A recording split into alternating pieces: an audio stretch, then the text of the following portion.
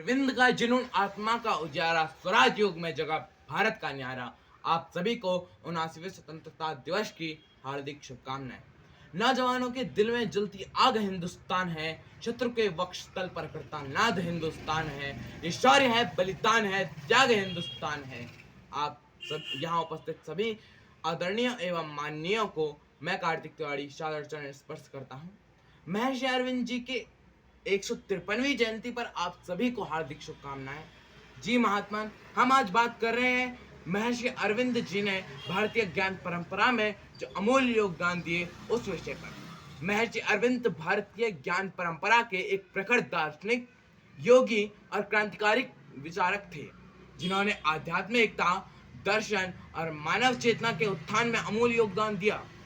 उनका जीवन और शिक्षाएं आज भी विश्व भर में प्रेरणा का स्रोत हैं। अरविंद ने भारतीय वेदांत, योग और उपनिषदों की गहन परंपराओं को पुनर्जन्म प्रदान किया। उन्हें आधुनिक संदर्भ में प्रस्तुत करते हुए मानवता के लिए सुलभ बनाया। जी हाँ श्रीमान, उनका दर्शन, जिसे पूर्ण योग के रूप में जाना जाता है, केवल व्यक्तिगत मुक्ति तक सीमित नहीं था, बल्कि इनका उद्देश्य था मानव चेतना का क्रमिक विकास और दैवीय जीवन की स्थापना। अरविंद ने सिखाया कि सत्य, प्रेम और शांति की खोज केवल आंतरिक यात्रा नहीं, बल्कि सामाजिक और वैश्विक परिवर्तन का आधार है।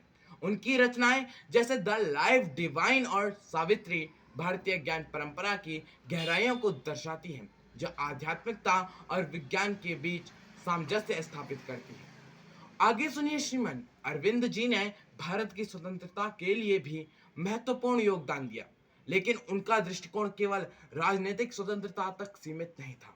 वे भारत को विश्व गुरु के रूप में देखना चाहते थे, जो आध्यात्मिक और बौद्धिक नेतृत्व प्रदान करें। उनकी शिक्षाएं हमें प्रेरित करती हैं कि हम अपने आंतरिक शक्ति को पहचानें और मानवता के लिए कल्याण के कार्य करें।